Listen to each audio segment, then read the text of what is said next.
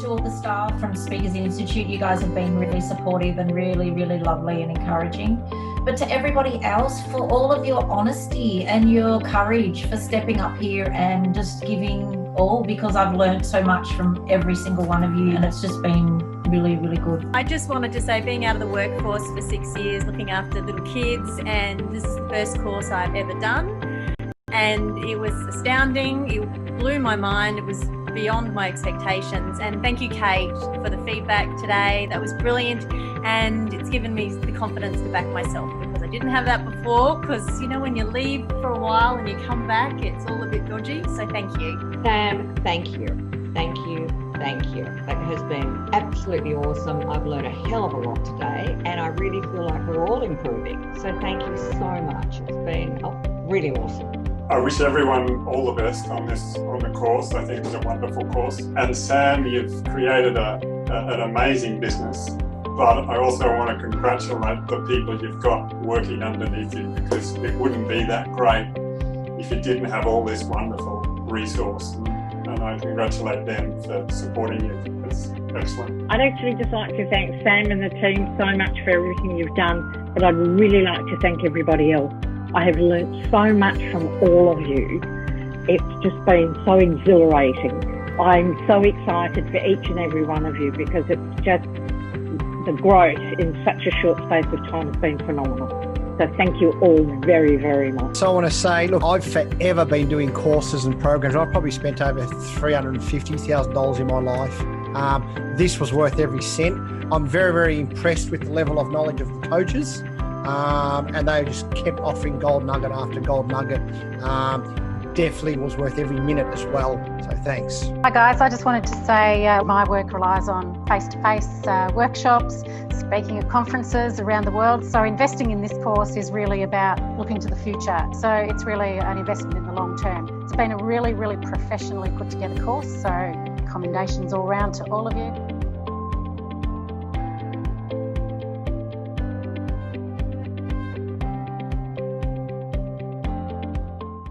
From the age of 9 years old, I have been fascinated with success. The day I left school, I could not read, spell or write. I had no idea what I wanted to be or could be. All I did know was I had a burning desire to create success. I just didn't know where to start or how to achieve it. My only option was to get a job at McDonald's. For 18 years, my desired success mission was to own my own McDonald's stores. For me to achieve this, I needed to be an outstanding performer and create wealth of over $1 million, debt-free. I achieved my desired success mission 3 years ago. I currently own 2 McDonald's stores that produce over $8 million in revenue per annum.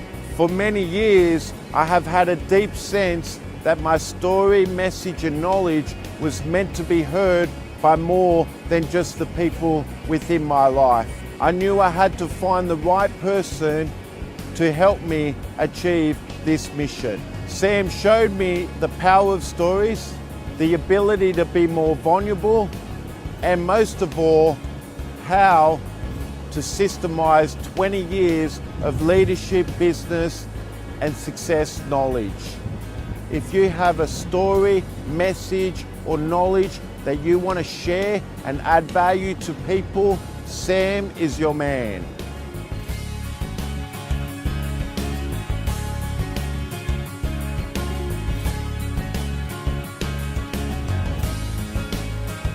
Hey guys, Sam Cawthorne here, CEO and founder of Speakers TV. Lean in where you can, give us any level of feedback, and we are really excited about your success. And don't forget, the best is yet to come.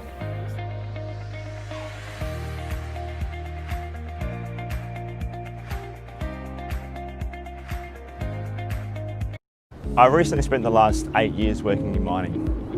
Basically what that meant was that I would travel from Adelaide all around Australia to remote sites, driving 3, 4, 5 hours to get to a remote site to work 4 weeks at a time. So basically it would be 12-hour days, 7 days a week for 3, 4 weeks at a time. So it was a long hours, it was very tough conditions. A lot of it was in the desert, so it was very hot, humid, dry, whatever. The seasons always change, so it was very tough conditions, but it was a very eye-opening experience to travel and see parts of Australia that people don't even know exist. So since transitioning out of mining, I've now discovered that there was more to my life than actually being in a job. So I've now adopted the philosophy of being unemployable by choice, because I really like to live my life on my terms and have the freedom and flexibility to travel, to speak, to coach, and to do my share trading whenever I want. So moving forward, my career now will be centered around helping others, making a difference, and continuing on the journey of discovering freedom. Freedom was the biggest driver for me. So if I could help somehow create a platform or create some kind of message around inspiring others to find freedom themselves, that's what I really want to do. And that's the platform that Speakers Institute gave me, with the coaching, the boot camps and all that. Helped me to create some kind of a message and story to get out there and help inspire others to actually go out there and chase their dream and find their own freedom.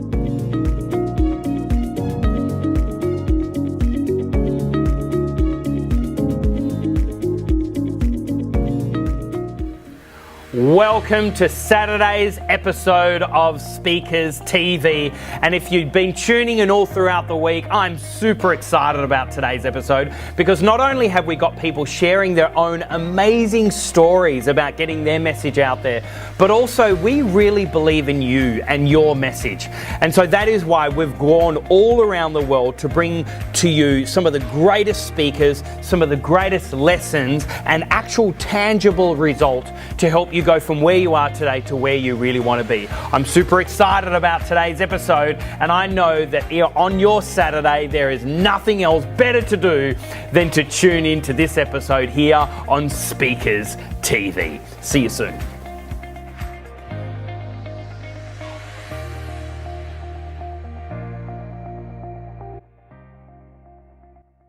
So guys, I'm super excited about this next presentation, and one of the main reasons is I've just loved being in her proximity. I only met her around 4 years ago. She did our first initial boot camp, and then from there she just went on to achieve phenomenal success in the area of professional speaking. Not only that, she's actually, even now, some of the largest bureaus in the country are now labeling her as one of the hottest female speakers in the country today. So one thing about Pauline Nguyen is that she escaped a Thai refugee camp on a boat. From there, then she came here through to Australia. Her and her brother then co-founded the world's most awarded Vietnamese restaurant, and it's there in Sydney, and it's called the Red Lantern. Not only that, she also wrote her best-selling book as well. And guys, one thing I love about Pauline is she really challenges the status quo. She looks for ways how she can disrupt culture to create a new world of what's possible as well. So guys, this next session, I know that you'll be absolutely blessed. So ladies and gentlemen, please put your hands together for Pauline Nguyen! Good morning. Hello.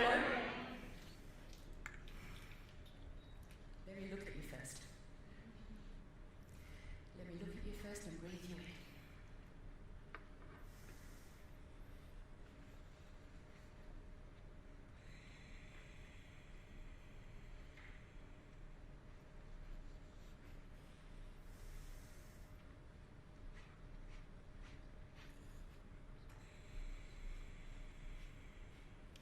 You must realize what an honor and a privilege it is for me to be standing up here in front of you all today, in front of some badass leaders, peak performers and fellow change makers. I am humbled to be in your presence because I too am not a fan of mediocre. And I wanted to acknowledge each and every one of you here today for removing yourself from your familiar and coming here today and connecting and and learning from each other and developing and growing yourself, because I too am a massive fan of development. Professional development, business development, and especially personal development. I turned 45 this year. I've been in business now for half my lifetime. And over the years, I have invested a lot of time, a lot of money, and a lot of energy investing in myself. Investing in not only my mindset, but also my heart set, and my soul set, and my health set. Over the years, I've come to understand that personal development cannot happen unless personal disruption happens first. Over the years, I've come to understand that I cannot change my personal reality unless I change my personality. I am continuously rewriting my story. I am continuously redesigning my destiny. I am continuously reinventing myself. I'm continuously questioning my own stories and questioning the existing paradigms and consistently transcending the status quo so that I can become the woman I am destined to be. The person I am meant to be, not the person they told me I should be. Thank you for allowing me to be with you today. When Sam first shared with me his intention for this event, I resonated immediately, and I couldn't help but think how many times I've been asked in interviews and in conversations, how is it that Red Lantern is still around after 16 years? And what do you guys do to compete in such a saturated and fickle and challenging industry? And my answer always throws them. You see, I don't view the top restaurants in Sydney as our competitors. We are our biggest competitors. Why would I waste my valuable time and my valuable energy focusing on and worrying about what the others are doing? I know where I would rather focus. We must write our own rules. We must run our own race. And we're still around because simply we have more grit than anyone else we know. We understand that persistency is the new currency. We must practice never give up-ology.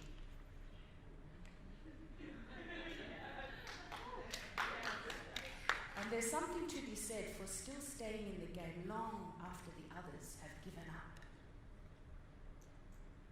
Because the universe rewards the unreasonably determined. So we've been in business now for 16 years. This places us in the top 4% of businesses in the world that have survived more than 10 years in business. It also means that 96% didn't make it this far. And we're still around because this is what we understand. We understand that change is the only constant. We can always rely on our mate change. Change is the only constant. Not only must we learn to embrace change, we must learn to expect change. Not only must we learn to expect change, we must be the change.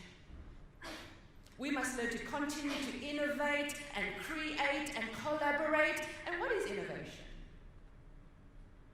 Innovation is simply taking the same way we've always done things and shaking it up and asking what's working, what's not working, and pulling out what's not working and putting in new systems. Listening to new voices, learning new concepts, developing new belief systems, becoming new people so that we can be better than before. Charles Darwin puts it so beautifully in his law of evolution.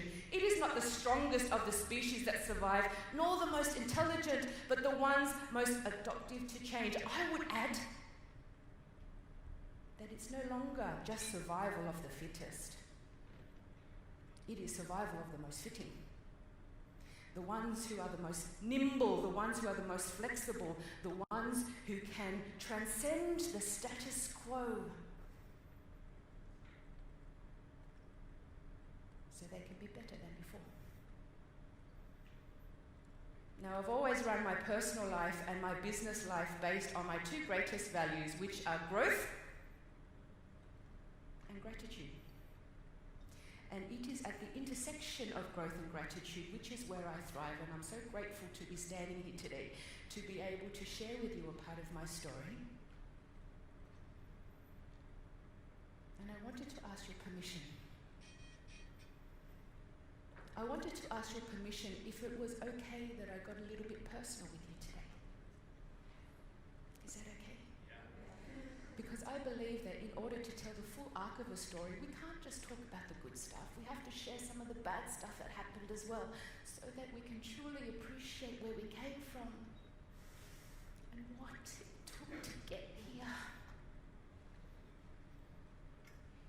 Is that okay if I got a bit personal with you today? Yeah. Thank you. So my story starts in Vietnam.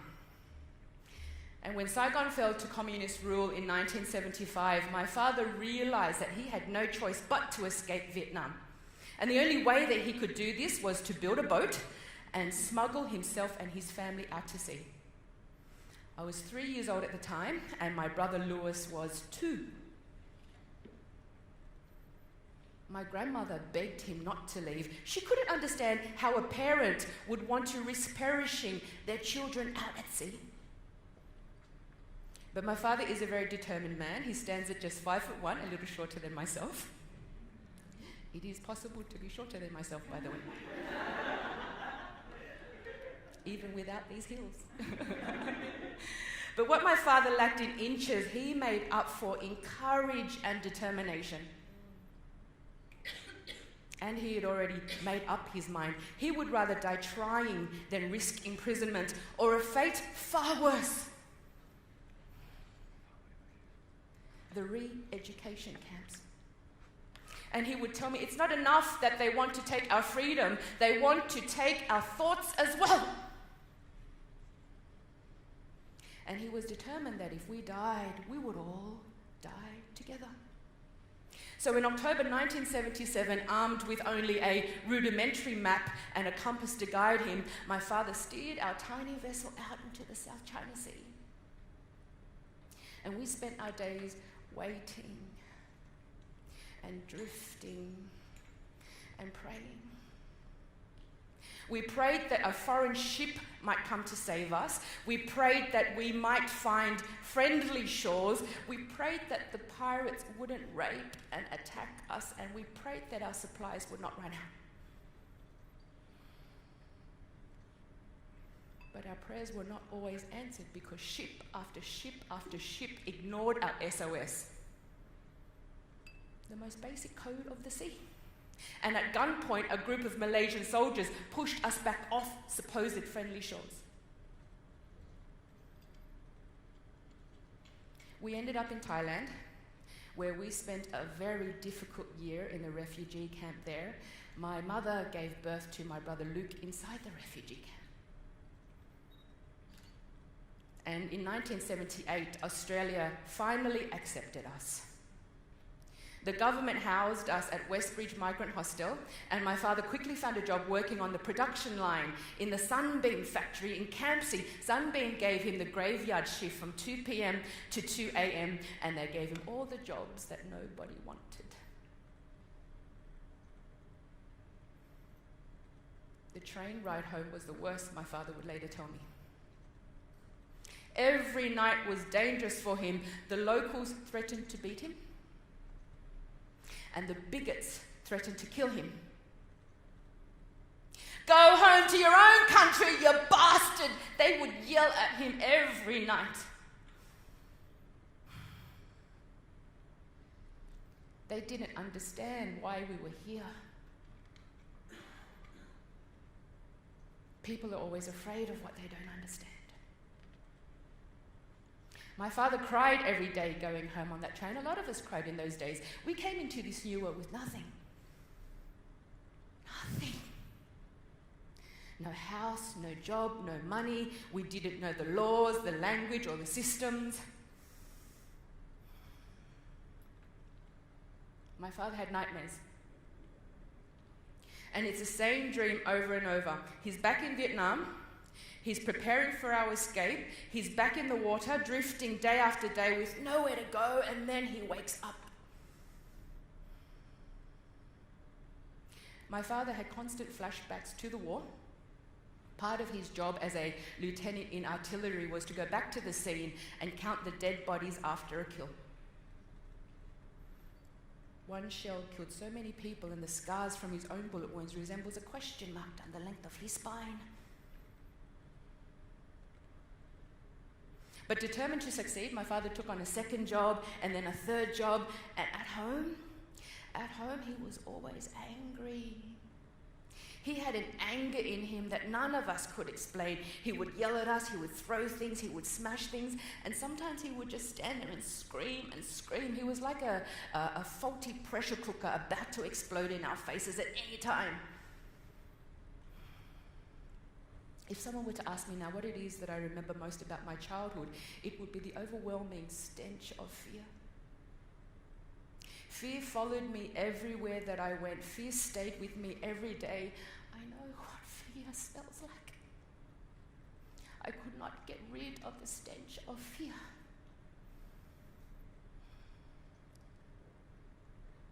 My father had 3 instruments of torture. The first was a stiff and shiny billiard stick. The second was a flexible cane whip. And the third and most effective weapon he had was fear. So twice a year from the ages of 7 until 13, we would bring home our school reports. For every B, he caned us once. For every C, he caned us twice. And this ritual required us to lay flat on our stomachs and not budge a millimeter until he was done. Blow after blow, hacking at the flesh of our buttocks and our thighs. And then when he was done, when we were lying there in a bloody heap, he would throw us $1 for every A. Every day in the 7 days leading up to report day, he would lay out his instruments of torture for us kids to see, and every day we would hold each other and we would pass them and we would rock each other and we would say, "Be brave. It'll be over soon, just be brave." The reality of our lives was unfair, unkind, and affectionless. Mentally and physically, we were strong. Emotionally and spiritually, we were a mess. My father was determined to raise 4 high achievers. He wanted to make sure that the sacrifices he and my mother made were honoured. But desperate for a better life, my father quickly moved us to the outer western suburbs of Cabramatta. Anyone here from Cabramatta? You know where it is, my old stomping ground? He chose Cabramatta for its strong sense of community. He loved the idea that so many of his friends had created such a life for themselves in a short period of time. He understood that the secret to their success was an unconditional dedication, which was often fueled by an underlying desperation. And it was during this time that he was struck by the entrepreneurial bug. And he was struck hard. And of all the businesses that he could have opened, he decided to open a video library. Why a video library, Dad? And he would say, because all Asians love action movies.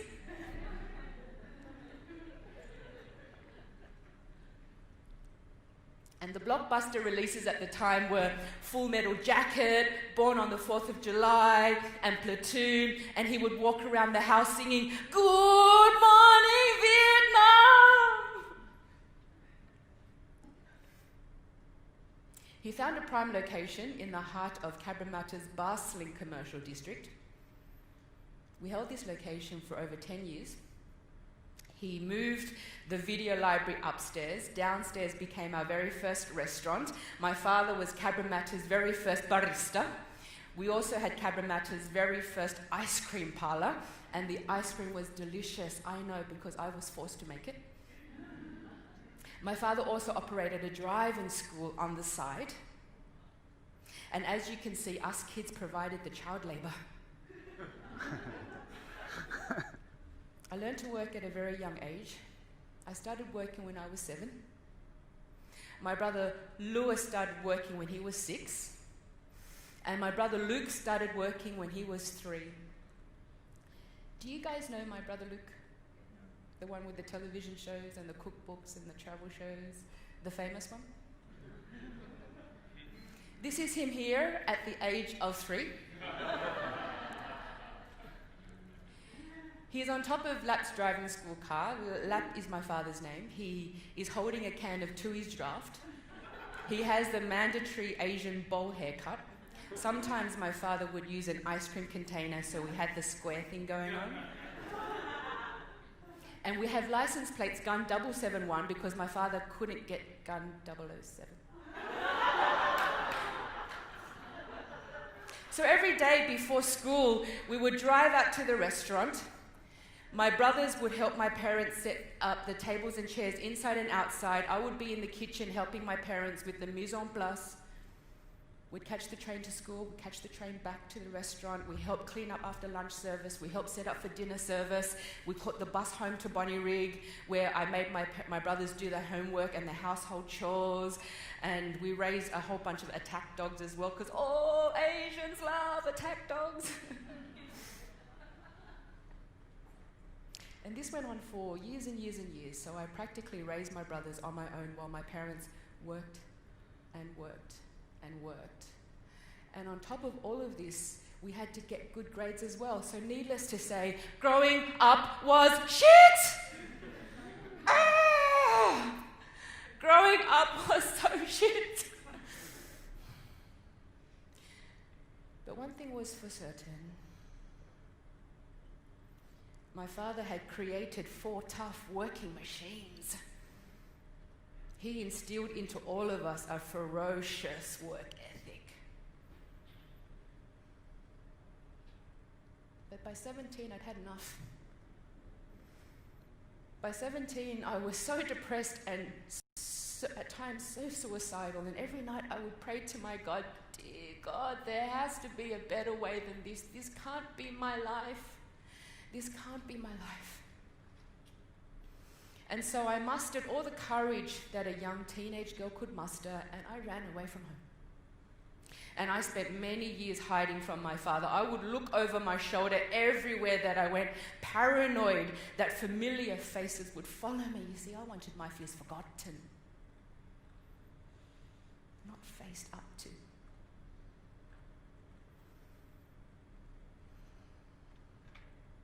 I put myself through university. I got a Bachelor of Arts in Communications degree because I was determined to prove my father wrong. He had told all his friends that the only reason why his eldest daughter would run away from home was, one, she was either pregnant or she'd become a drug addict. I worked so hard to get that degree. And every semester I would send home to my father my university reports, but I would cut out my home address so that he wouldn't know where I lived, but so that he would know there were some things I would never forget.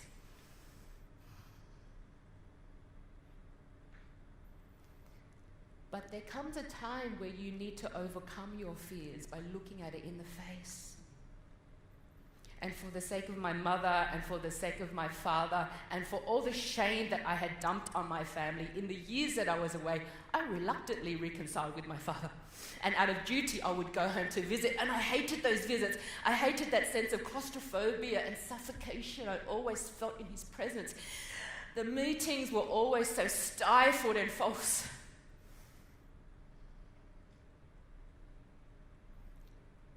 But what I hated the most about those visits was the overwhelming realization that I had grown up to be just like him.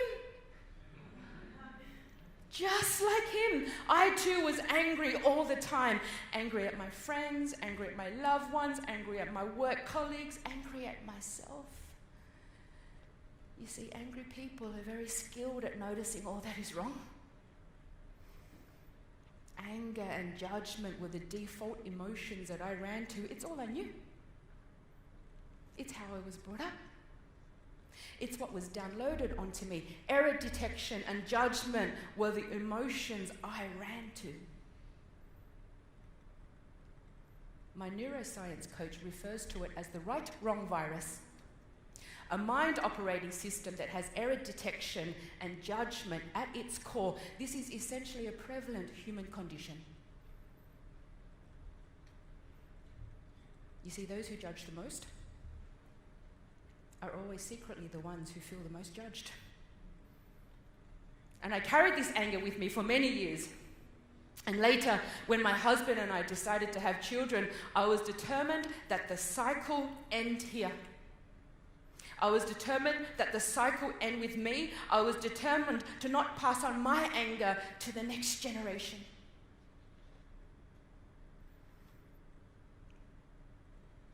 So in 2007, we landed a book deal. I landed a book deal to write a memoir about my family. And as I'm writing this book, my fears returned. As I'm writing this book, I'm thinking, how am I possibly going to survive my father's reaction to this story? There are 10 chapters all up in my book, and it's not meant to be a scathing account about my father. It's a beautiful story about personal freedom and family and hope. But in order to talk about the good stuff, we have to share some of the bad stuff that happened as well, right? And it was my intention to finish my book and then give it to my father in its entirety so that he could see the full arc of the story, so that he could see what a beautiful story it really is. But by the end of the 7th chapter, my father demands to read my story, and I freak out. I freak out because he can't possibly read it now. The 7th chapter is the worst chapter about my father. It's the most scathing account about the man. And he can't possibly read it now. It's not finished. But you don't say no to my father. And I had no choice but to hand over my unfinished manuscript. The story about his life, written by his prodigal daughter. I didn't hear from my father for 3 months. 3 months. I needed to hear from my father. I needed to finish my book. I needed to move on.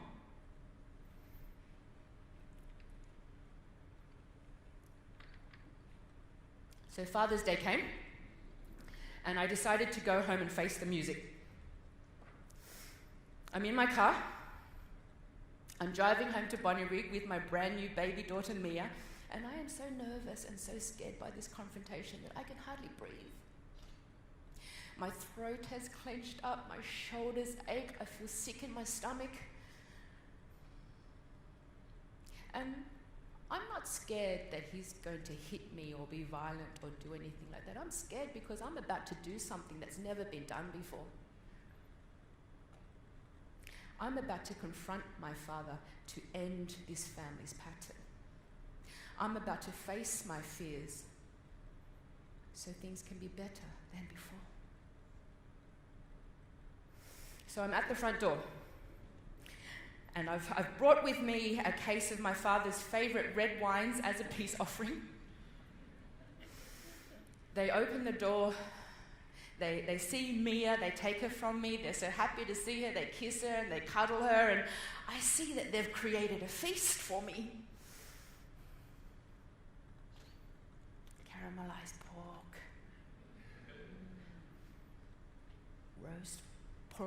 roast duck, tomato prawns, and bitter melon soup. And we sit down to eat, and I ask my father, Dad, what do you think about my book?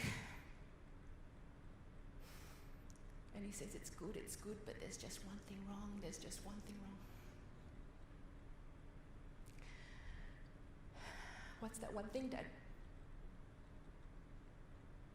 The fish sauce recipe is wrong. What do you mean the fish sauce recipe is wrong? We sit down to eat and we pretend some more and we pretend some more. And I ask him again, Dad, come on.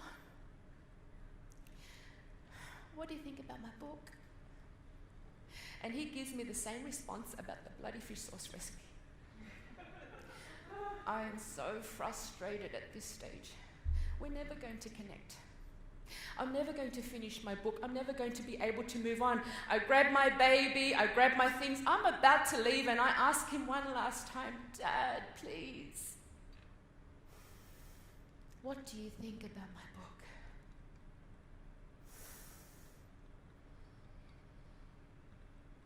And in a voice so sad and serious, he asks me, do you know why Buddha sits on a lotus flower? No, Dad. Why does Buddha sit on a lotus flower? He says there's nothing as beautiful as a lotus flower. Out of watery chaos it grows, emerging from the depths of a muddy swamp, and yet remains so pure and unpolluted by it. So pure you can eat it, all of it. The leaves, the seeds, the stems, the roots, the petals. But the lotus flower has another characteristic. Its stem, you can easily bend, but you cannot easily break. It has tenacious fibers that hold the plant together. My children are lotus flowers. You have grown out of the aftermath of war. You have grown up in Cabramatta during its murkiest time, and you have grown out of me. I am mud, I am dirt, I am shit. I am very lucky to have you all.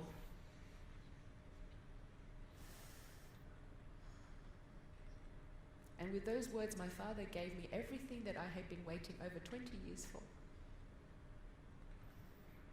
He never gave me an apology. I didn't need an apology, but what he did give me was acknowledgement. Acknowledgement of the harm that he had inflicted. My father later tells me that there is a right time and a right place for everything. He said that had he read the book 10 years ago, he would have exploded and he would have probably beaten the crap out of my brothers and my mother and myself. But he says there is a right time and a right place for everything. I believe that the universe will only hand to you that which it knows that you can handle at any point in time. The universe will only hand to you that which it knows that you can handle at any point in time. Life has beautiful timing, does it not? Fast forward to 2018, and we have the Red Lantern restaurant, the most awarded Vietnamese restaurant in the world. And under the umbrella of Red Lantern, my husband Mark, my brother and myself, my husband is the white guy. Asian guy, not husband, he's my brother. And under the umbrella of Red Lantern, we make television, we travel the world, we coach, we speak, we mentor. And life today is not without its challenges, but life today is exhilarating and it's fun and it's eventful. But it hasn't always been like that, far from it. Far from it. Red Lantern opened 16 years ago and we opened with a bang. We were fully booked every night and the wait list was long. This was a great problem to have, but it was a problem nevertheless. You see, we all knew how to work hard. It was literally beaten into us. We just didn't know how to work hard and work smart. We were working 80, 90, 100-hour weeks, week upon week upon week. We were tired all the time. We had no life. Luke's dreams of entertaining his mates at the front of house never happened because he was stuck in the kitchen all the time. Mark's dreams of riding his Ducati and going fly fishing on his days off never happened because he never had days off. And my dreams of having children remained a dream for so long because Mark and I were simply too exhausted after work to do anything but sleep. things got so bad that I developed alopecia, a condition where the hair falls out due to stress. And in the first month of operation, we won Best New Restaurant, Best Asian Restaurant. The wait list got longer and longer, and sometimes the phones would ring so hot that the whole system would just crash. And one night after a really long and difficult service, we sat down for our after-work beer. It was 2 o'clock in the morning as usual.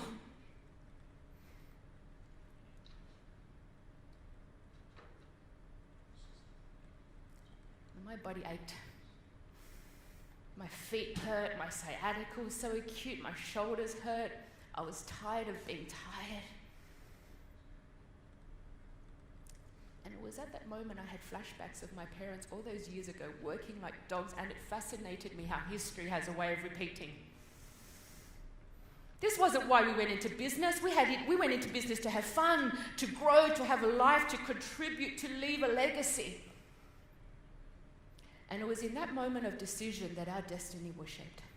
We vowed to one another that from this day forth, we would start living our lives deliberately and not by default. We vowed to one another that we will continue to rewrite our story, reinvent ourselves, redesign our destiny. We vowed to one another and we promised that we would continue to remain interesting so that the media, the public, and our customers always had something to talk about and pay attention to. And so, Luke landed a television series, multiple books, travel shows, and his shows now air in over 120 countries around the world, making him one of the most syndicated chefs in the world. Mark's book, The Urban Cook, Cooking and Eating for a Sustainable Future, is a topic that Red Lantern is very passionate about, and he also had a 6-year stint on a show called Ready, Steady, Cook.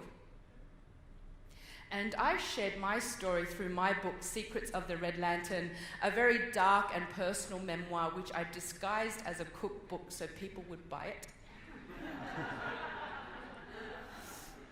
It worked a treat. I won Debut Writer of the Year for it. It became an international bestseller and has completely changed my life.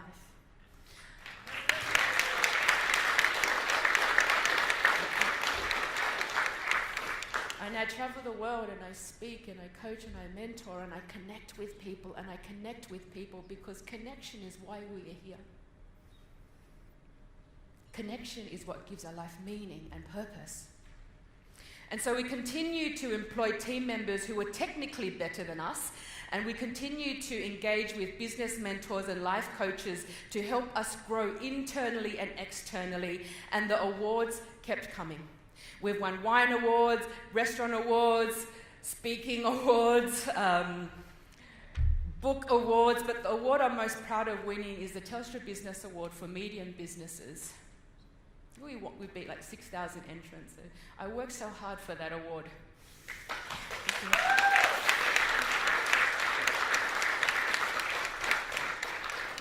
Not a bad feat for a little Vietnamese restaurant in a very challenging, fickle and competitive industry. But along with all the awards and along with all the accolades, we realized that as business people, entrepreneurs, as employers, we had a social responsibility now. We had a social responsibility to not just make a difference, but make a massive impact. Having children was a big wake-up call for us. And so in 2008, we set ourselves a new commitment to leave as light an environmental footprint as possible while staying true to our Vietnamese origins. We retrained the thinking of our staff, we changed our business model to become a more sustainable one, we got rid of all the suppliers who couldn't tell us the provenance of our produce, and we gained a whole lot of suppliers who cared as much as we did. But we couldn't have chosen a worse time to do it. We decided to do all of it smack bang in the middle of the global financial crisis.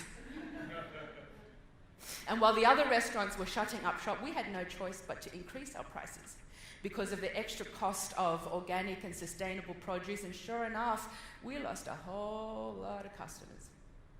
Those who believed that Vietnamese food should remain cheap. Cheap and cheerful, they call it. But what happened?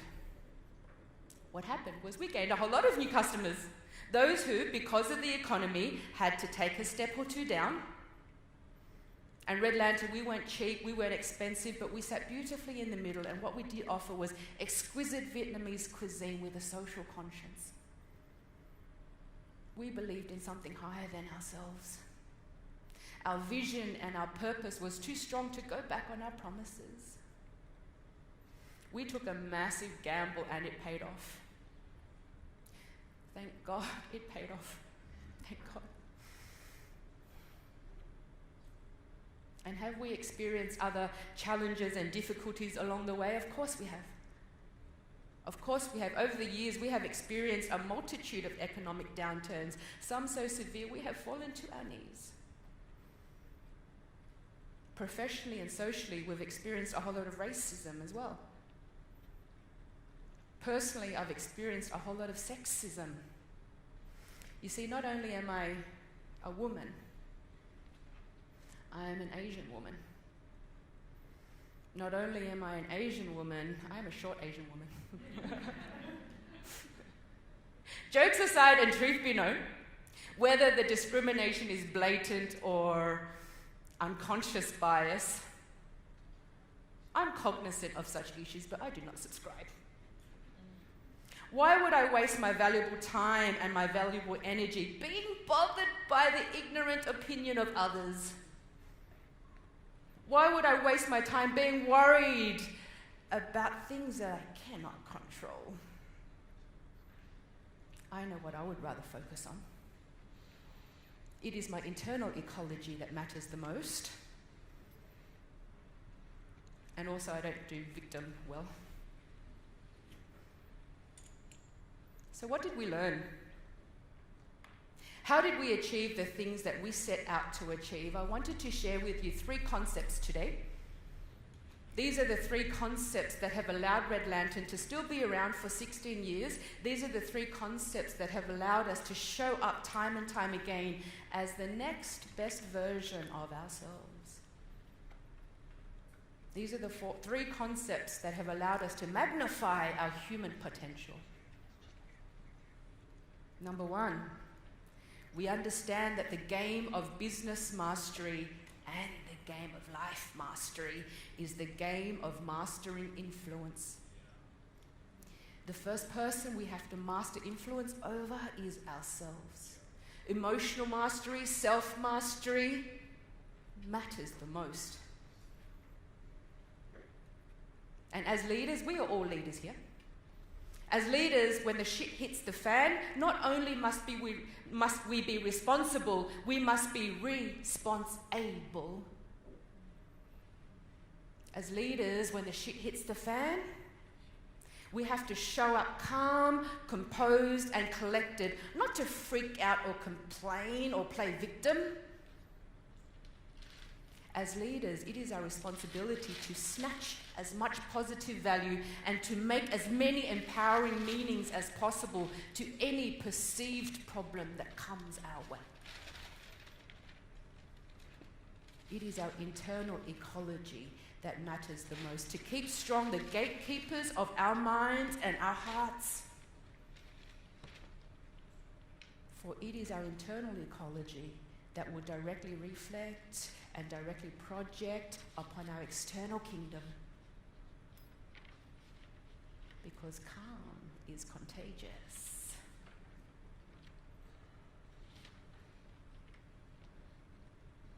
As leaders, your people will always follow the most calm and composed leader. As leaders, we are always being watched. 2, the obstacle is the way. May I have a show of hands who has read this book? So good. I was in a stadium of 4,000 people and 4 people read the book. I'm glad that I can give you value in this way. The obstacle is the way, the timeless art of turning trials into triumph. The art of turning trials into triumph. It's written by a guy called Ryan Holiday. Holiday has a background in marketing. Holiday argues that obstacles do not inhibit our success. Obstacles create our success. And how we respond to obstacles, respond, not react. How we respond to obstacles is what defines us. Because from here to there, from here to the other side of the obstacle, if I have to smash through it, dig under it, climb over it, run around it, from here to there, to the other side of the obstacle, is my pot of gold. Because man, the new systems I've got to implement, the new voices I've got to listen to, the new belief systems I have to adopt, the new person I have to become, from here to there, to the other side of the obstacle, is my pot of gold. Because the universe will only hand to you that which it knows that you can handle at any point in time. So that problem you have, the problem that you're losing sleep over, the problem that you're so stressed about, what if it wasn't so bad? What if you could make yourself so expansive and so elevated that that problem becomes so small? And what if embedded inside that problem were benefits designed especially for you? It's the same in business. Bad businesses are destroyed during crises. Good businesses survive. Great businesses thrive. Great businesses use the obstacle as a launching pad. They flip the situation around, they dig deep, they find whatever benefits there are, and they use it as fuel. They turn misfortune into good fortune. I call this being unfuckwithable.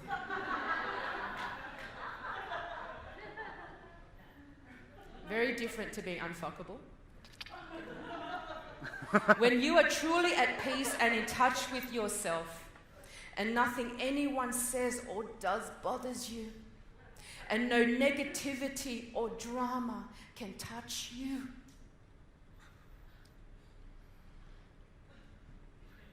Success, true success, isn't about having the best P&L or the best marketing strategy or the most social media following. True success starts from the inside out. True success is about having the best mindset, the best heart set, the best health set, and the best soul set. Because that cave that you fear to enter holds the treasures that you seek. The obstacle is the way. And the last concept is my secret weapon. I'm often asked, how is it that I have the time to do all the crazy stuff that I do? I do a whole lot of crazy stuff. I'm an adventure and adrenaline junkie. And between my husband and I have 2 children. Between us, we don't have nannies or babysitters. We do it amongst ourselves because for me, it's not about time management. For me, it's about energy management. And the last concept is my most powerful energy management tool. I meditate. I've been meditating now for the last 15 years. I meditate an hour a day, sometimes twice a day.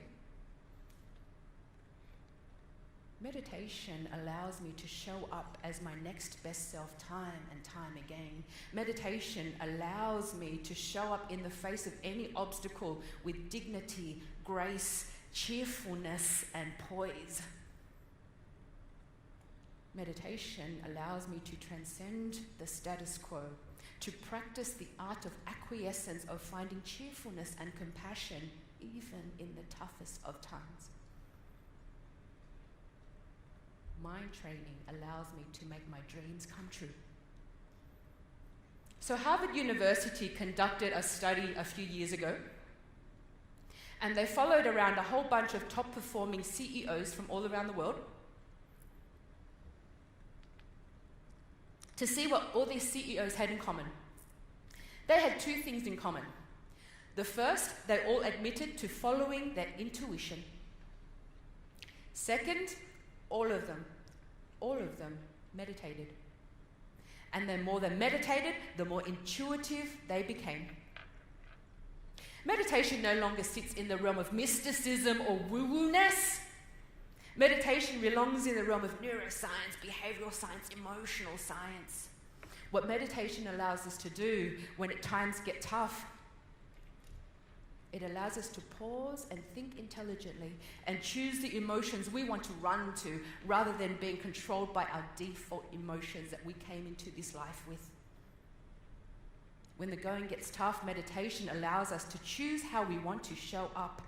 And I ask you, how do you want to show up? How do you want to show up in the face of your customers, in the face of your employer? How do you want to show up in the face of your lovers and the face of your children? How do you want to show up in the face of yourself?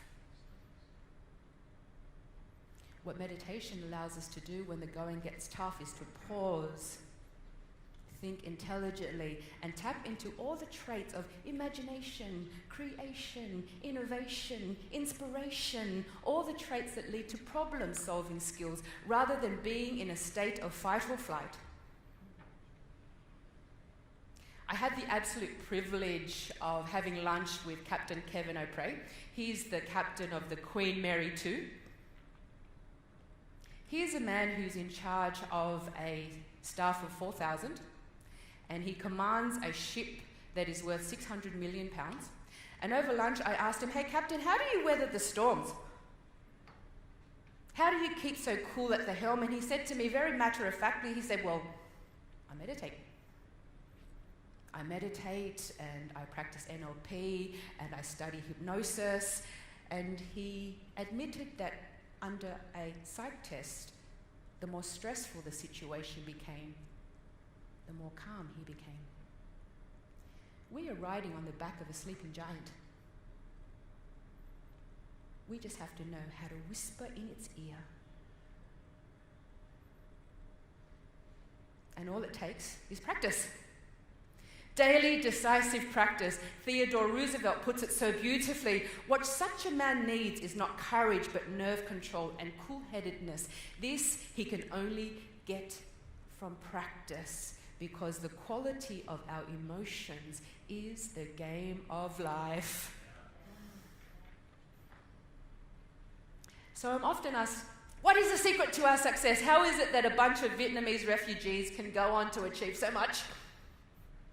I believe the secret to our success is because we've always lived by our two greatest values, which are growth and gratitude. And it is at the intersection of growth and gratitude, which is where I thrive, because gratitude without growth means there can be no progress.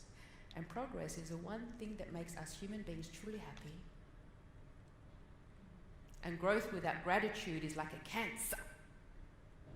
I've never believed that I'm the victim of any of my circumstances. I believe that I am the beneficiary of all the things that have happened to me and of all the times that I've chosen how to show up. Can you imagine if we lived in a world full of beneficiaries and not victims?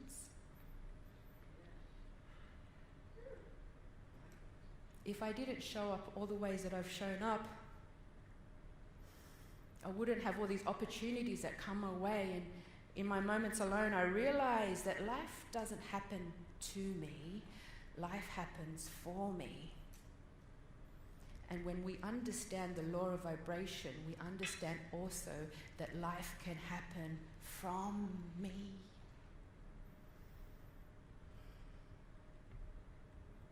If I didn't go through all the things that I went through, I wouldn't have these three amazing people in my life today. My husband, Mark, my daughter, Mia, and my son, Jethro. What a lucky beneficiary I am. What a lucky beneficiary I am. So for the last 16 years, Red Lantern has experienced some of the most rewarding and delicious times. We've also experienced some of the most tumultuous and horrific times. But we will continue to evolve and we will continue to overcome, and we will continue to transcend the status quo and rewrite and redesign and reinvent ourselves. Since day one, our credo has always been to share the journey. Not only our journey as individuals, but our journey as a collective. And from the bottom of my heart, I want to thank you so very, very much for allowing me to share with you my journey today. Namaste.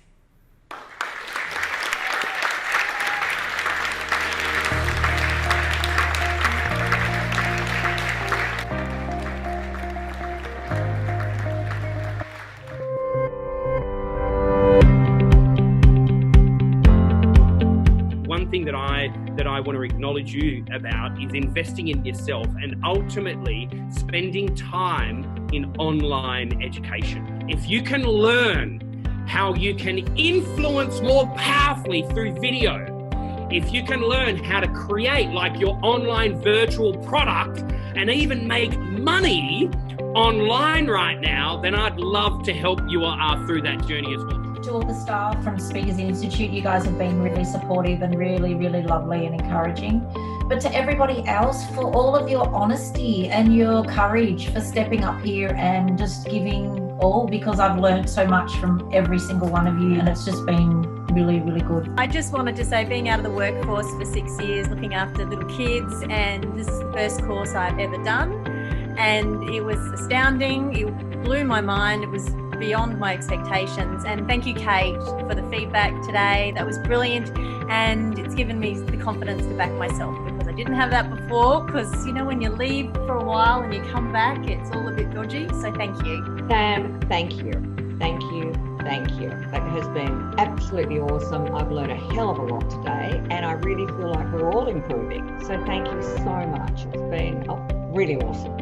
I wish everyone all the best on the course. I think it's a wonderful course. And Sam, you've created an amazing business, but I also want to congratulate the people you've got working underneath you, because it wouldn't be that great if you didn't have all this wonderful resource. And I congratulate them for supporting you. It's excellent. I'd actually just like to thank Sam and the team so much for everything you've done, but I'd really like to thank everybody else.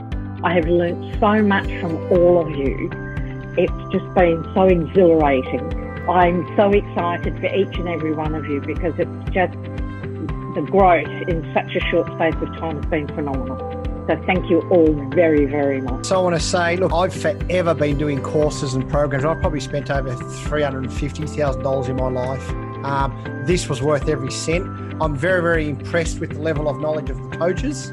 And they just kept offering gold nugget after gold nugget.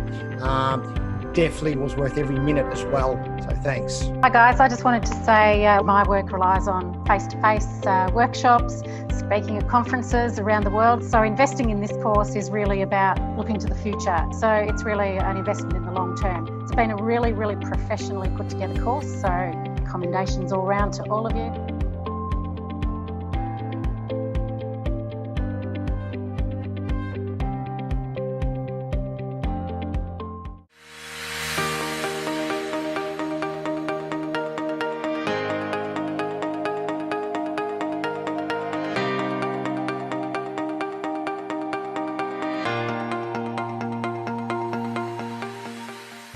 Share, I mean, how good the feeling was after completing the session, and I think the feedbacks were just too good. So I mean, that is forcing me to think beyond.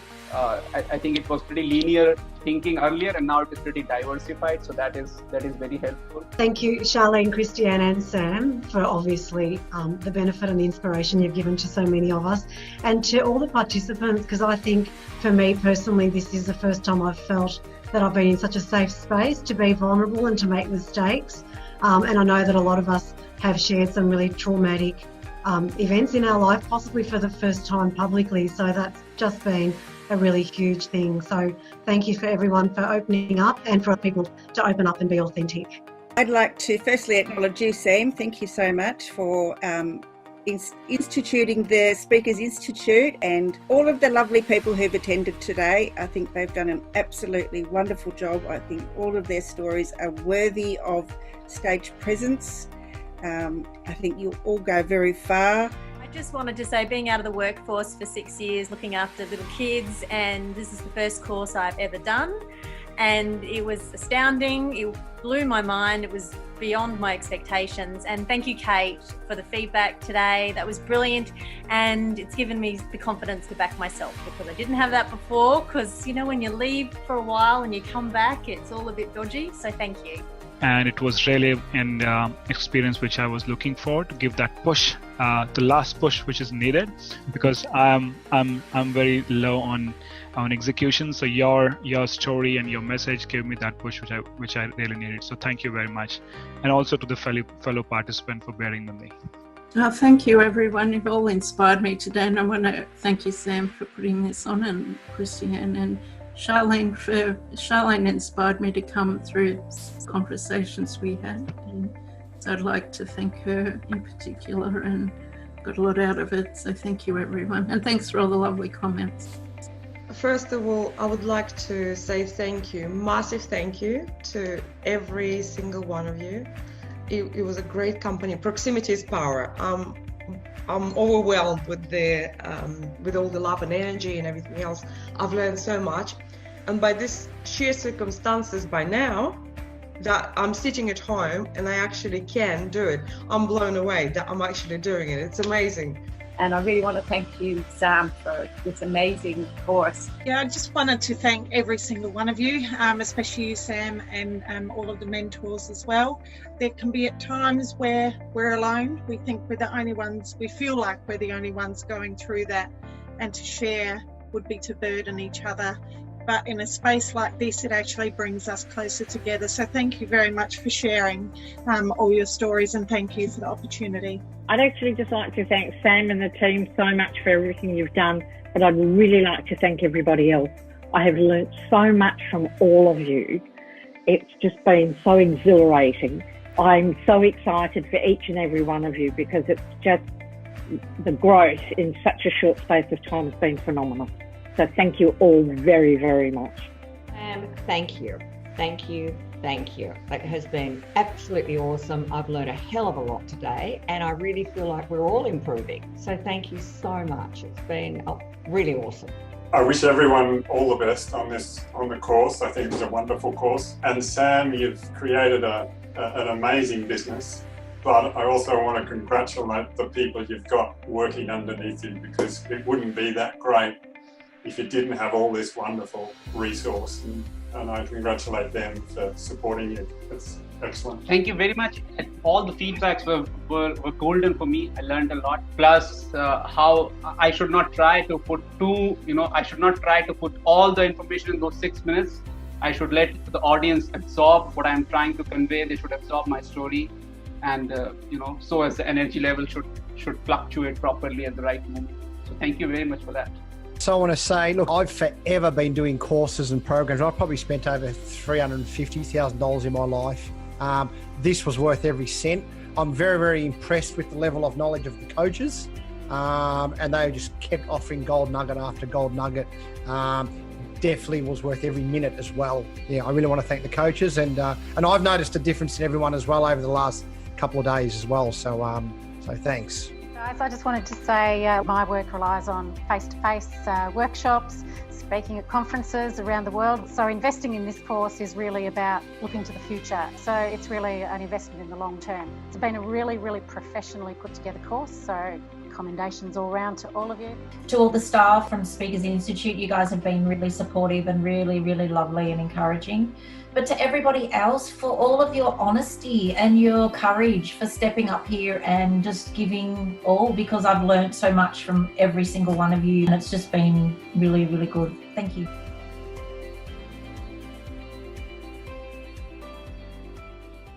I was a fine guy, but now I'm better. You are the author of your life story. Sometimes when we write a story, we get distracted. Why? Because in life, we face anger, fear, despair, negativity. right? It sucks the life out of you. You're really, really good on stage. You're really good. You're mesmerising. I was anticipating every single moment of your message there. There are stages that need this type of energy. It's a framework that is easily understandable and repeatable, so you're able to repeat your successes every time. This is the Celebrity Authority Show. Please welcome your host, Sam Cawthorne. Super excited today. We have Phuong Phan here in the studio, direct from Sydney. Phuong, thank you so much for joining us here on the Celebrity Authority Show. Now, you're a speaker and an expert in success. Phuong, tell us a little bit more about what does success mean to you? Success, actually, well, before I actually start, I just want to say thank you so much for having me on the show, and just wanted to say it's great to be in your proximity, and you're a very inspiring person. Thank you. So, in regards to answering your question, success. Now, success means very different to everybody, and my success is what brings the greatness out of me, and what brings greatness out of me is that I'm so passionate in bringing greatness out of people, empowering people to do what they love. And when I see this enlightenment, this awakening, it is this piece of joy and bliss that they are on, and they're on this momentum, and that's what success is for me.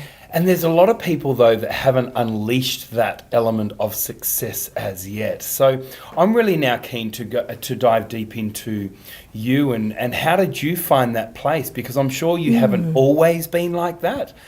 Correct me if I'm wrong. No, you're absolutely right, Sam. As a little girl, I could barely speak a word. I couldn't find my voice, and over a period of time I started to build that confidence.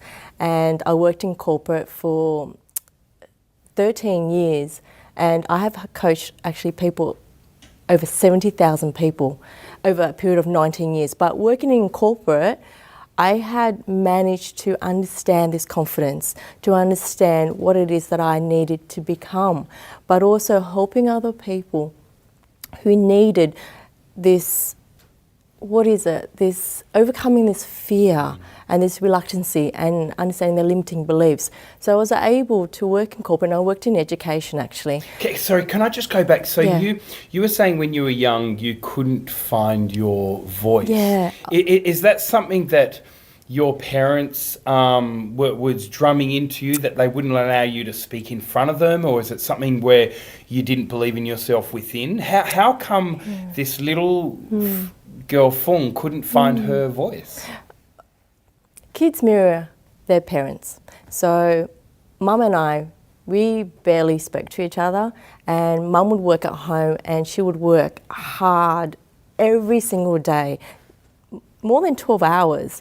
And as a single parent that she was, she didn't really, I suppose, what is the word? She didn't interact with us a lot. So I would go to school and I'd be, I wouldn't raise my hand. I would be the kid under the table, shy as anything.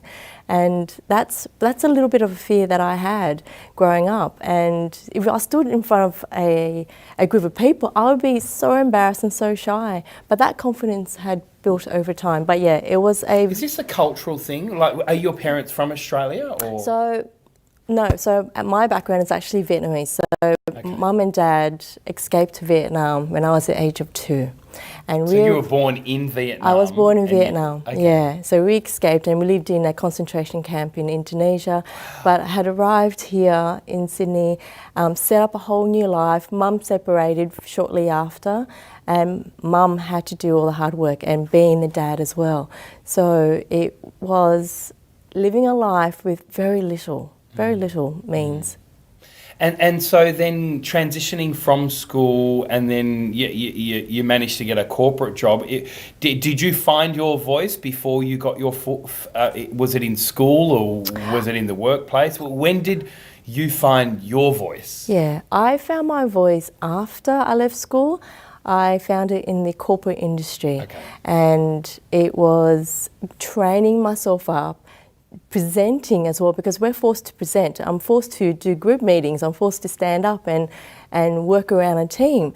And it was also the fact that I was traveling, and because I was traveling, I have to communicate to people with different languages, and that's where I started to build my communication skills. It's being faced front on, this is what I'm going to do, this is what I want to share, and then I started to be very interested in connecting and understanding what it is that you want. So working in education for the university, I realised these students wanted to go to Australia, they wanted to study, but they wanted to do a particular course, and I'm like, are you sure that's what you actually wanted, or is this what your parents want? Because Asians are told, you're going to do this, you're going to marry a dentist or a doctor, work in accounting and finance, and that was something like, no, this is not what you want.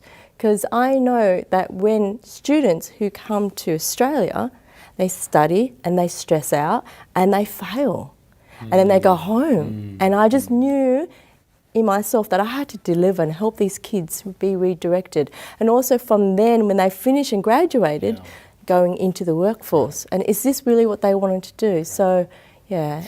So if there are people out there right now that want to find their voice and, you know, overcome this fear, as you say, what exactly is the formula to do that? Because it's easier said than done, yeah? Yeah, no, absolutely. And it's a very good question, Sam.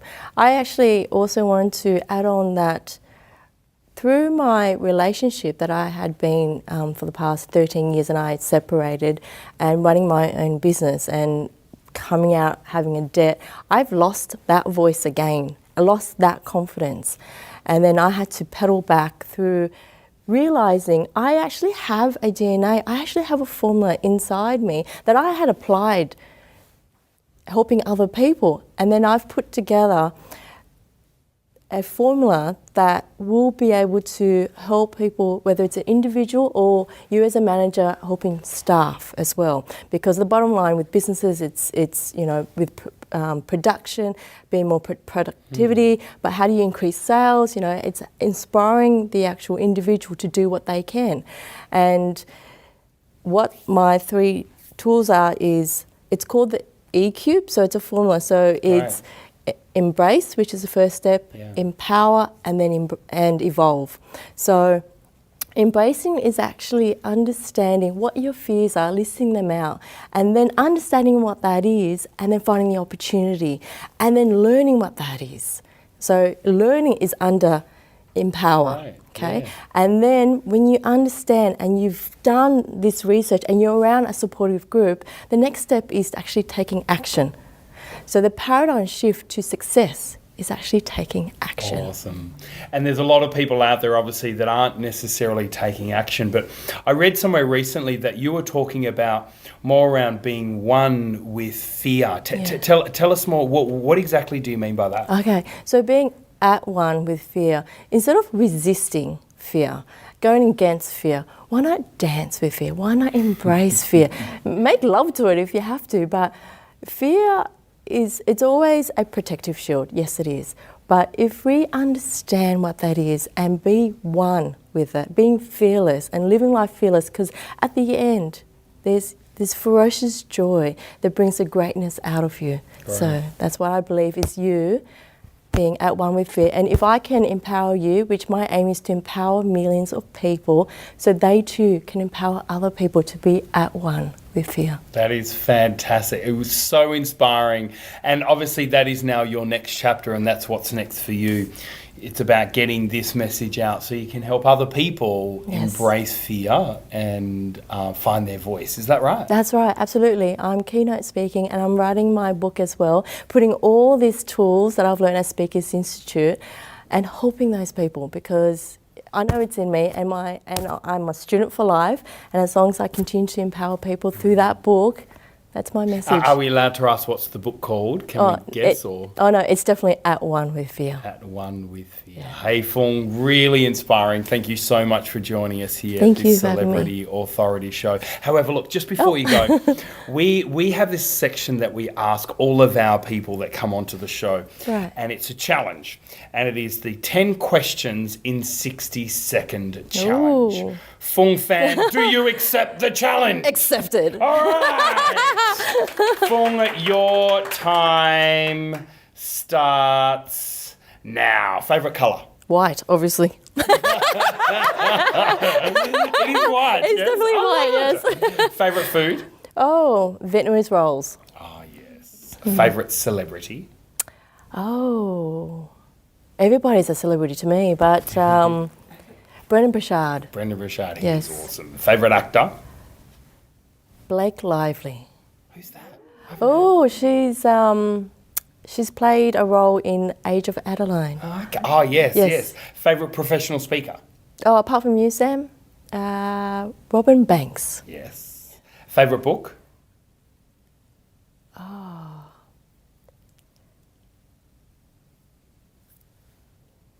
The Fear book, Just Do It Anyway, by Susan Jeffers. Ah, yes, great book. Favourite movie?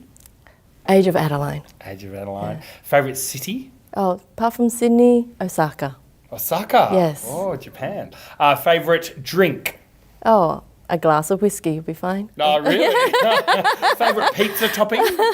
Oh, olives and pineapple. Oh, yum. Yeah.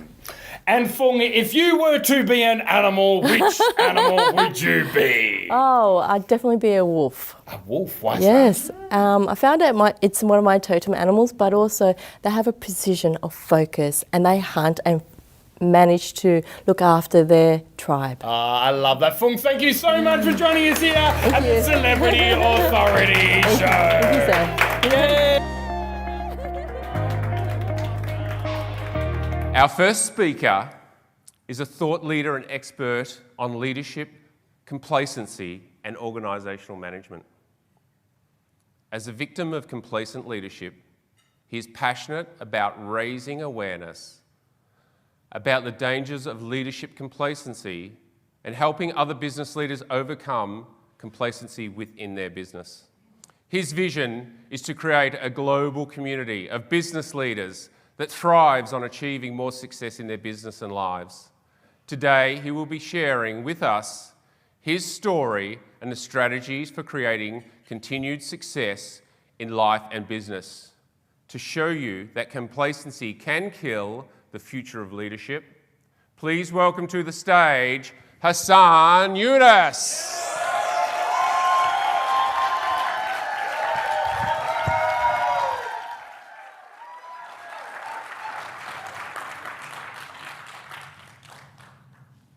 Thank you. Last year, 260,000 Australian businesses shut down. 44% of these businesses was because of poor strategic management. Another 40% was because of cash flow mismanagement. And get this, in 2019, there will be another average of 260,000 Australian businesses that will close down. You see, businesses rise and fall on the back of leadership. And it can be very easy to lose sight on the direction of your business when you become complacent. Complacent leadership can kill a business. Complacency kills. Now you may wonder, what does complacent leadership look like in business?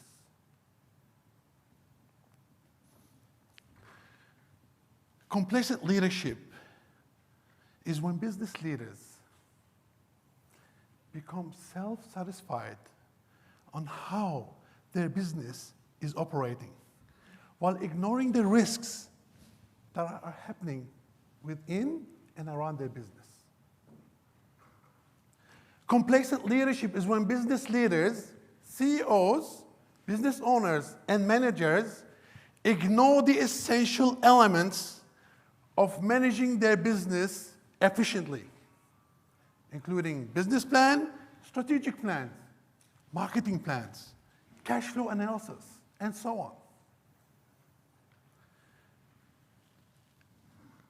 Business leaders become complacent when they believe that their business is doing well. In 1997, I graduated with an honors degree in aerospace engineering from RMIT University in Melbourne. And I secured an excellent job with the Department of Defense. And I went on to become a project manager with Boeing commercial airplanes. Sounds astronomical? Unfortunately not. With a small family to look after, we're struggling financially and to make ends meet. I wanted to achieve financial flexibility and freedom for my family. But also, I wanted to become an entrepreneur.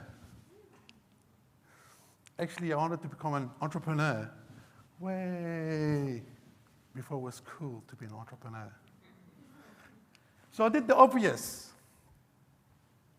I established multiple successful businesses, including a childcare center, 3 travel agencies, a training organization, international school in the Philippines, and many other businesses.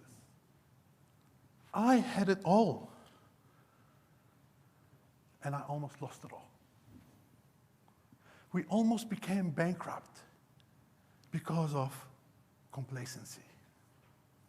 Did you know that in the last financial year, it was recorded the highest number of personal bankruptcies in Australia?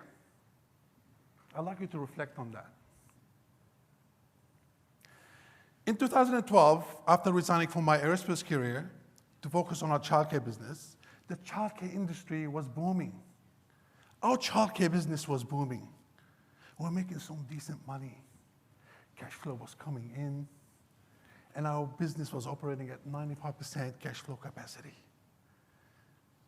I became comfortable. I became contented.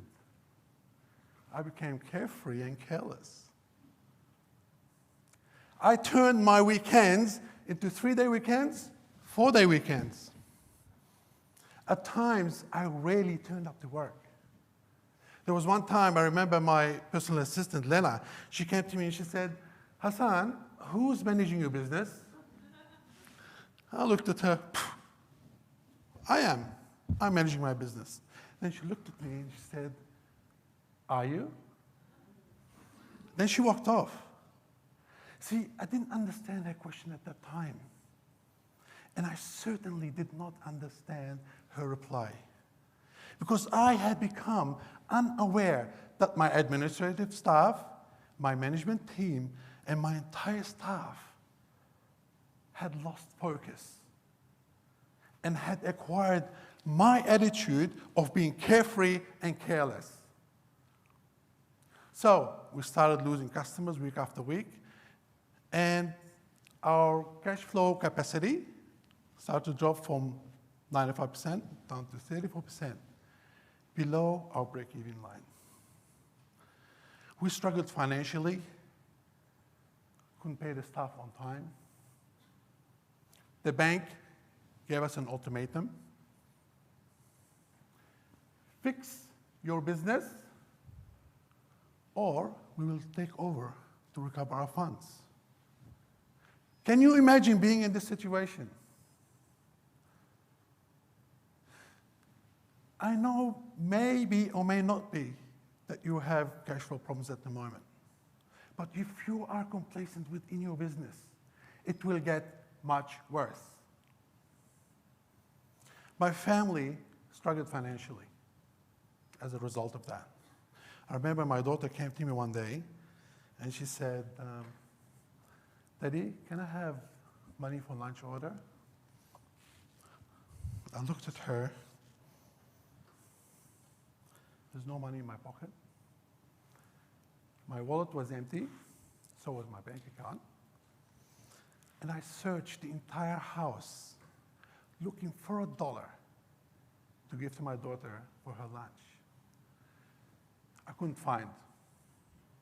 So I looked at my daughter and I told her, I'm sorry, I don't have any money on me. I dropped her off at school that day. Before she walked to her class, I went to her level and I gave her a big hug.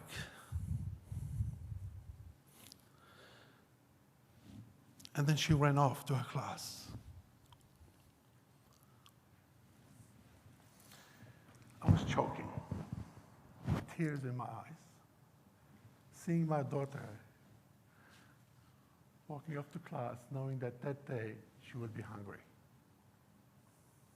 It was my fault, and I helped my family in this situation. Things got worse for us. We had to borrow $340,000 to fund our business operation. We owed the taxation office $120,000. And we owed the superannuation fund another $70,000. I was afraid to answer my phone, knowing that debt collectors were chasing me for their money. I knew I had to step into my business and take action. So I gave my business a sugar hit. It's a sugar strategy. Well, it's not really a sugar strategy. It's a strategy that is simple, sweet, but yet comprehensive. The sugar strategy is simple.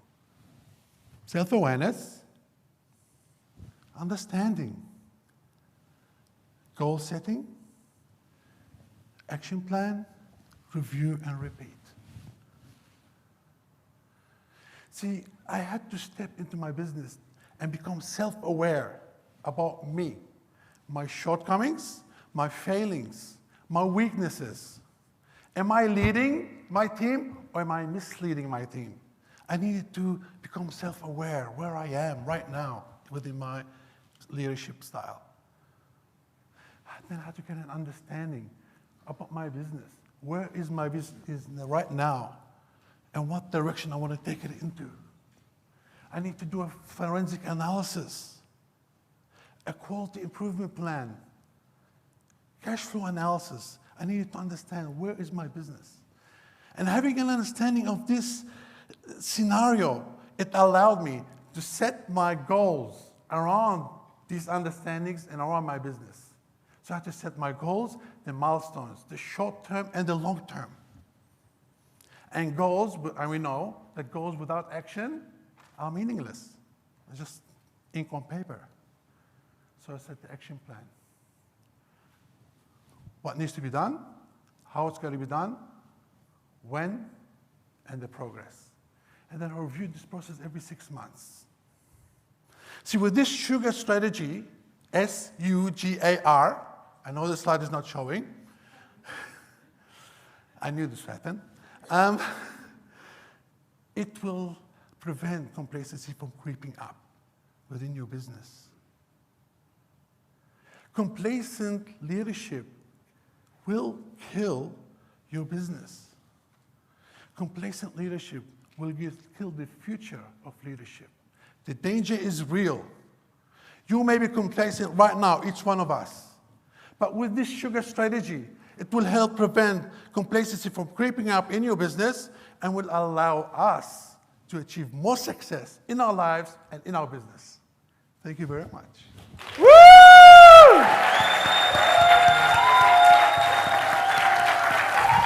Woo! Thank you. Give it up for Hassan. Awesome way to start 10X 2019.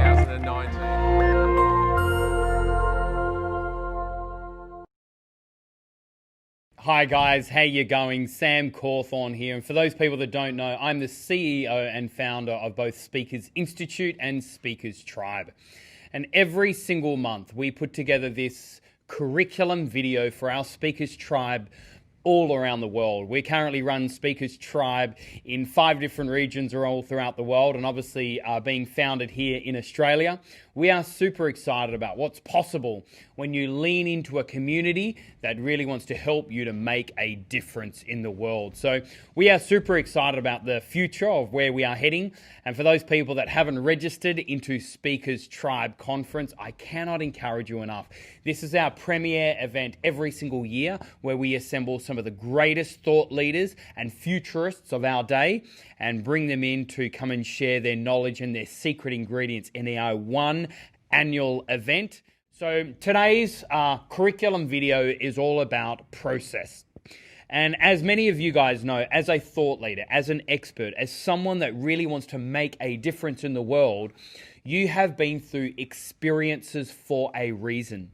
And these experiences, and through these experiences, you've developed your own intellectual property. And so today's curriculum video is about process. How can you teach other people the process in order for them to catch what you have already caught? And so this is part of your own intellectual property. This is your content.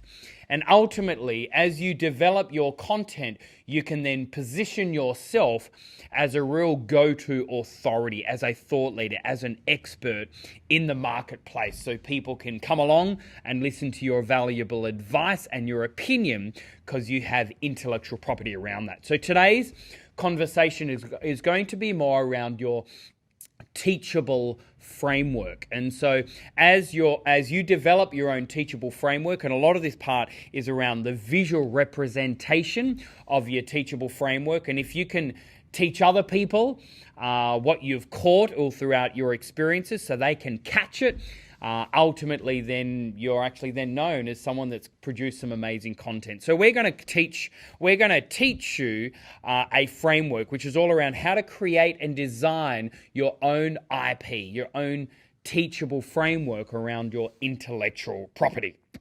So as you can see there, here's our model. And in this model here, you've got outcome, catch what you've already caught.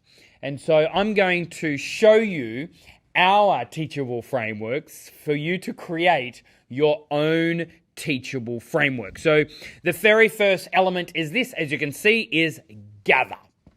So gather is all about gathering everything that you know, whether it's all your problems, all the ideas, all the research, all the stories, but it's about doing a massive dump. And so we're calling this a verbal vomit of everything you have. One thing I found when it does come to creating your own intellectual property is it is about literally just starting afresh. So dumping everything that you know around a certain area, around a certain topic, just dumping it all out. And then once you've done that, the second thing is defining. And this is around defining how many steps. So now that you've done this massive dump, how many individual steps is it? And this is about creating like a step 1, step 2, step 3, step 4, or maybe it's in the design of a pyramid, or maybe it's in the design of a Venn diagram, or maybe it's in the design of a cycle, or maybe it's more chronological, step 1, step 2, step 3. So define, first of all, how many steps so I can catch what you've already caught in your teachable framework. Once you've defined how many steps it is, the third element here is experiment. So experiment is all around the visual appearance and really refine exactly what this visual appearance is. And as I was saying, it could be a Venn diagram. It could be a cycle. It could be a chronological step-by-step. It could be a pyramid. So it totally just depends what exactly is the visual framework of your IP model. And then the fourth area here is testing it. Does it work? Does it work both one-to-one, one-to-many? Does it work both macro and micro? Does it work for corporates, for individuals, for couples, for relationships, for young people, for old people? Does your teachable framework work? So in most cases, as you can see here on the screen, you've got our cycle visual framework here, but maybe your visual framework could be something different. And ultimately, you've been through your experiences for a reason. And through that experiences, you've learned something. Teach us what you've learned. Give us a tangible step-by-step guidance on how we can catch what you've already caught. And one thing I found all throughout my life is that if you can make your IP easily catchable, then people will lean in more to what you have to say, and ultimately people will lean in more to, your next piece of IP, or even take out their wallet for what you're selling. Guys, I really hope that today's very short curriculum video gave you value.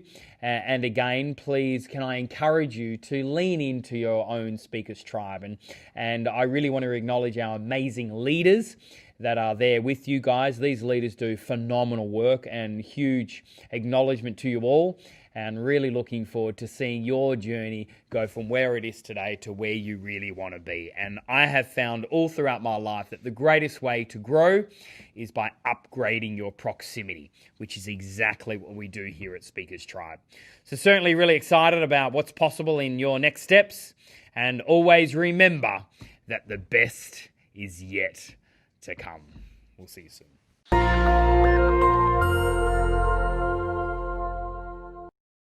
Five years ago, I was in a really difficult place where my marriage had broken down, and I started to realise that while a lot of people around me and in my family unit were on drugs and addictions, I was scrambling to find my own way, and I knew that I had to look at what was inside me, because I believe that creativity is the future of mental health. And I'm not talking about the creativity that you see on the walls or you see hanging on the shelves at the shops. I'm talking about what's placed inside us that we often don't look at. Our gifts and our talents, our abilities, our values and our strengths. So I started putting those into place. And then I knew that I had to have a voice. So this journey over the last year has been me finding my voice, knowing what space I need to be standing in and owning that space. A lot of people would prefer dying to public speaking. So for me to stand up and decide, you know, I'm going to get my message out and I'm going to be speaking, it's been an awesome journey.